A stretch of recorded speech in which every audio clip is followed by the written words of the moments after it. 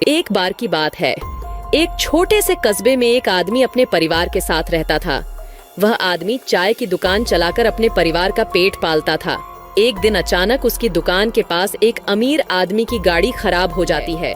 वह अमीर आदमी गाड़ी की ठीक होने तक चाय वाले की दुकान पे बैठकर इंतजार करता है। वह चाय वाला बात करता है और उसको पता लगता है कि चाय वाला अपने बच्चों को पढ़ाना चाहता है, लेकिन गरीबी की वजह से वह ऐसा नहीं कर पा रहा है। अमीर आदमी उसको कुछ पैसे देने की बात करता है, लेकिन चाय वाला पैसे लेने से मना कर देता है। उसकी स्वाभिमान और ईमानदारी को देखकर व्यापारी को बहुत प्रसन्नता होती है। वह अमीर आदमी उस चाय वाले से कहता है, मैं ये पैसे तुमको ऐसे ही नहीं दे रहा हूँ। तुम्हारी दुकान में जो ये सुराही रखी है, तुम इसको मुझे बेच दो। चाय वाला हैरान हो जाता है। वह कहता है, ये सुराही तो बहुत पुरानी है और बाजार में कोई इसके 100 रुपए भी नहीं देगा। व्यापारी कहता है कि मैं इसके 1 लाख रुपए दूंगा। ये सुनकर चाय वाले की बीवी भी घर से बाहर निकल आती है और चाय वाले से उसे बेचने को कहने लगती है। चाय वाले कहता है, साहब आप मुझे इसके 100 रुपए ही दे दो, लेकिन मेरे साथ ऐसा मजाक मत करो। व्यापारी कहता है कि मैं मजाक नहीं कर रहा। ठीक है, मैं तुमको इसके 5 लाख देता हूं अभी। बताओ, बेचोगे मुझे? चाय वाला ये सुनकर दंग रह जाता है और इस हालत में कुछ बोल नहीं पाता। व्यापारी कहता है कि 10 लाख में भी नहीं।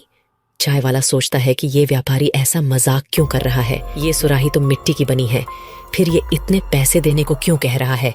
चाय वाला हैरान होते हुए कहता है, आप इसे ले जाओ और आपको जो ठीक लगे 100-200 रुपए दे जाओ। गाड़ी में से अपना सूटकेस लाता है और चाय वाले को 20 लाख रुपए देकर सुराही ले लेता है। चाय वाले की खुशी का तो ठिकाना नहीं रहता और व्यापारी अपनी गाड़ी ठीक होने के बाद अपने घर लौटने लगता है। तभी उसका ड्राइवर उससे पूछता है, मालिक आप तो बहुत ही सफल व्यापारी हो और कभी घाटे का सौदा नहीं करते, तो आज ये क्या किया आपने? व्यापारी एक अच्छा इंसान था। वह कहता है कि उस चाय वाले की हालत देखकर लग रहा था कि उसका 1-2 लाख में कुछ नहीं होने वाला, और जब वह चाय बना रहा था मैंने सुराही को घिस के देखा था। ये एक एंटीक आइटम है जिसकी कीमत 2 करोड़ रुपए है। मैंने लंदन के संग्रहालय में इसकी फोटो भेज के डील कर ली थी और उन्होंने मुझे 50 लाख रुपए मेरे बैंक में जमा भी करा दिए थे। तो 2 करोड़ का 10% तो चाय वाले का भी बनता है, उसका भी घाटा ना हो और मुझे भी असली मुनाफा मिले। कहानी से मिली सीख, सफल बनो मगर अपने अंदर एक उदार मन भी रखो, तभी असली मुनाफा कमा पाओगे।